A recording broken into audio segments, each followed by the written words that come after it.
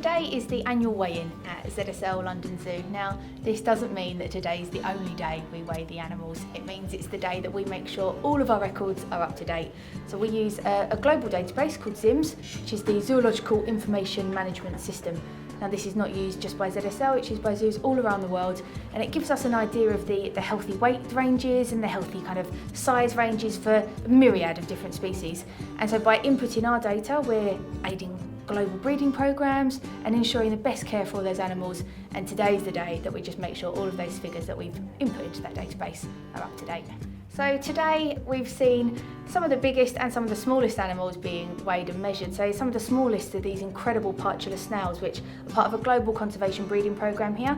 We actually have to use very specialist scales for those. We use jeweler's scales because they can record very minute details. But we've also weighed the camels, which are over 700 kilograms, are right on the other end of the scale and one of the huge and biggest animals here at the zoo.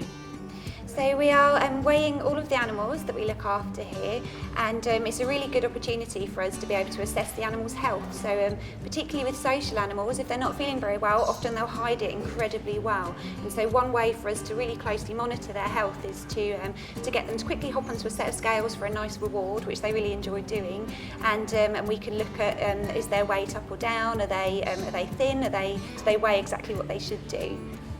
And it's a good chance as well for us to just get them really close and just give them a quick check over as well. We have targets for the animals, so the animals, when they are presented with their target, they'll come over, and if they touch it, we click and we give them a yummy reward, which in the case of these animals in here, all of the bio monkeys, we give them a quarter of a piece of grape or a yummy mealworm or a waxworm.